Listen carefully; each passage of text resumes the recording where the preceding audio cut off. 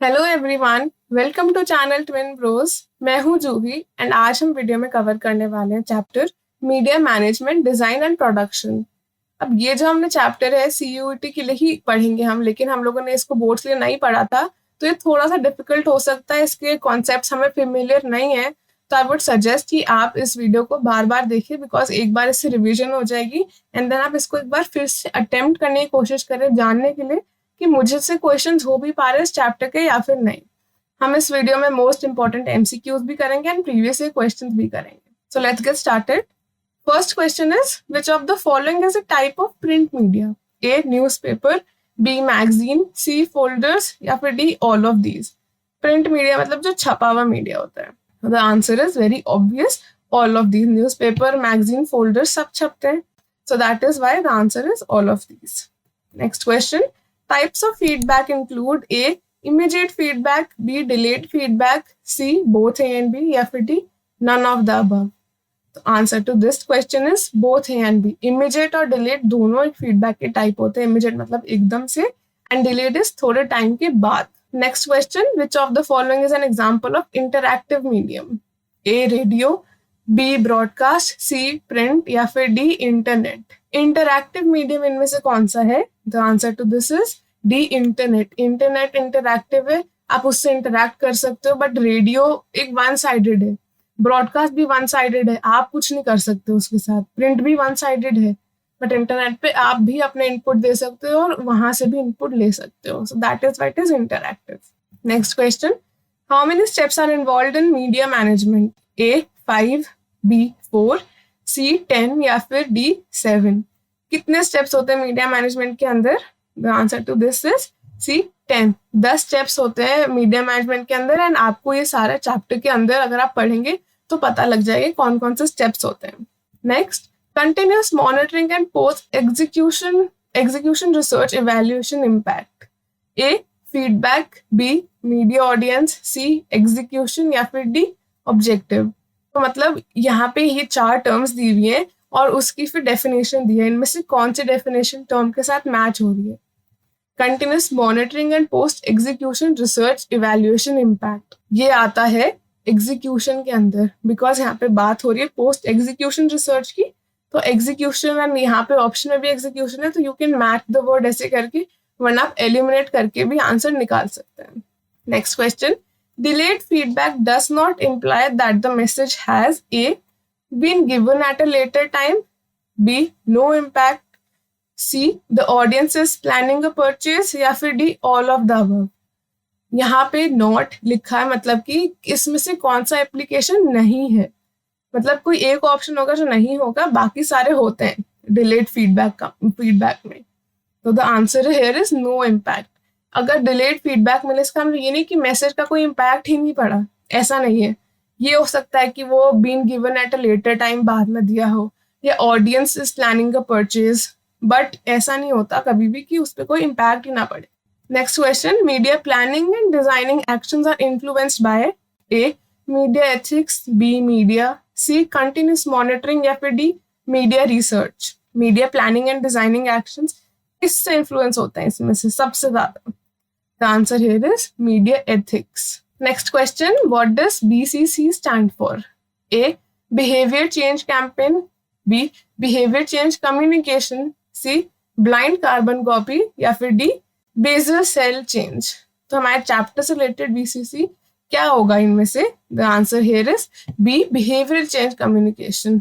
Behaviour change मतलब कि किसी भी कंज्यूमर या व्यूअर के जो बिहेवियर में चेंज लाना हो, तो फिर कोई स्ट्रैटेजीज यूज करते हैं, कम्युनिकेशन जो यूज करते हैं, that is called BCC. Next, weakness of direct mail include. अब आपको सारे टाइप्स ऑफ मीडिया के ना वीकनेस एंड स्ट्रेंथ्स पता होने चाहिए, तो आप उसको लिस्ट डाउन कर सकते हैं, बिकॉज उस पर क्वेश्चन आने के चांसेस है एंड पता भी होगा आपको कि फिर मेरी क्लैरिटी है उस टॉपिक पे या नहीं। तो ये वहीं से क्वेश्चन बन के आता है कि weakness of direct mail is A. Long lead time, B. Demand action, C. High cost पर मैसेज या फिर D. Both A and C, मतलब कि long lead time and high cost पर मैसेज। तो answer is D. Both. Direct mail में दोनों की प्रॉब्लम होती है।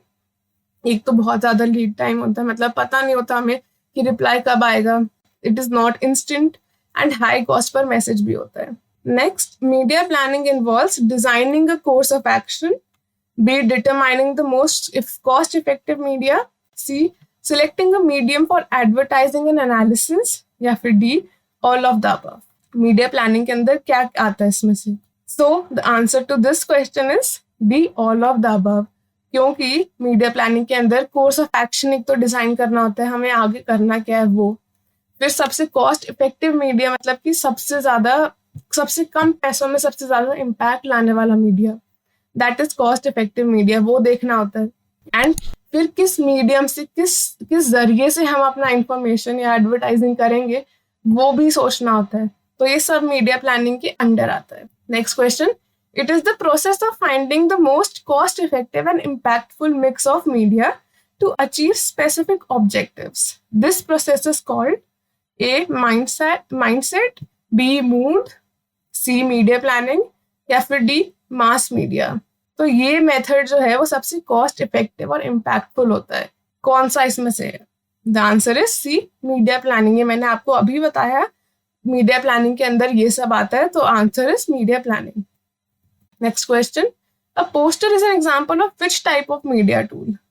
A out of home, B print, C broadcast, या फिर D इंटरएक्टिव. तो the answer to this question is A out of home. Print, broadcast and interactive ये अलग अलग टाइप्स होते हैं, बट इसमें पोस्टर सिर्फ आउट ऑफ होम के अंडर ही आएगा. Next question, career in media management include A field reporter, B print and media, C work in direction, या फिर D all of these.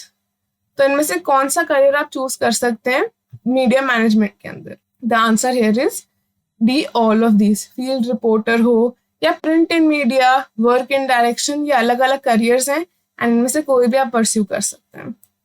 Next, assertion and reasoning. Assertion is media plays a crucial role in shaping contemporary society, and reason is people of all ages in India like to watch TV, read newspapers and are most active on social media. मतलब यहाँ पे assertion में ये बोला है कि media जो है आज के सोसाइटी को शेप करने में या बदलने में काफी उसका बड़ा रोल है आजकल की सोसाइटी में. और रीजन उन्होंने ये दिया हुआ है बिकॉज आजकल के जो लोग हैं इंडिया के अंदर, उनको टीवी देखना पसंद है, न्यूज़पेपर पढ़ना पसंद है और वो सोशल मीडिया पे भी एक्टिव हैं. तो क्या ये दोनों स्टेटमेंट सही हैं? और अगर सही है तो दोनों में लिंक बैठ रहा है क्या? तो यस, दोनों में एक लिंक भी है and both of these are very true. So that is why the correct option is A. A and R are true and R is the correct explanation of A. Next question. Assertion. Media's relation with society is both reflective and diverse. Media tools are used to store and deliver information. यह है reason. सबसे पहले तो हम देखेंगे कि मीडिया's relationship with society is both reflective and diverse. मतलब वो रिफ्लेक्ट भी करती है कि क्या चल रहा है सोसाइटी के अंदर और डाइवर्स भी होती है कि अलग अलग जगह पे क्या हो रहा है. और उन्होंने रीजन ये दिया हुआ है, media tools are used to store and deliver information. पहली बात तो क्या दोनों स्टेटमेंट सही बैठ रही हैं? अगर वो सही है तो उन दोनों में रिलेशन है या नहीं? तो the correct option here is B. दोनों स्टेटमेंट्स तो सही हैं. Media is reflective and diverse and media tools are used to store and deliver information. लेकिन दोनों में लिंक नहीं बैठ रहा कोई भी, दोनों अलग अलग चीजों के बारे में बात कर रहे हैं. So the option B is the correct answer. Next question, the type of content and clarity with which a media message or communication product conveys its concept is designed for the A. Target audience, B. Intended audience, C. Concept audience, या फिर D. None of the above. अब कभी कभी क्या होता है, हमारे को ऑप्शन में ऐसे भी ऑप्शन आते हैं जो हमने पहले पढ़ ही नहीं रखे. हमारे चैप्टर में इंटेंडेड ऑडियंस, कंसेप्ट ऑडियंस, ये सब तो बताया ही नहीं हुआ. तो जब वो बताया ही नहीं हुआ तो एक ही ऑप्शन बच जाती है which is target audience, and in this case वही आंसर होता है. तो इधर answer is target audience. Next question, what factors should be considered when planning and managing a media strategy? A time and duration, B mood, C treatment, या फिर D all of the above.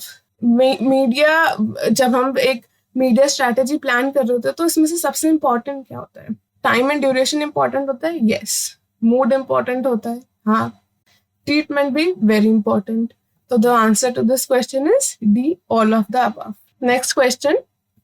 This involves not only selecting a medium for advertising, but also analyzing the outreach of advertisements. A, mindset, B, strategy, C, media planning या फिर D, frequency. तो हमने इसके बारे में बहुत बात कर रखी है. The answer to this question is again media planning. So I hope ये चैप्टर आपको समझ आ गया हो. This is the end of this chapter. कोई भी डाउट्स हो then please comment, like this video and share with your friends. Thank you for watching.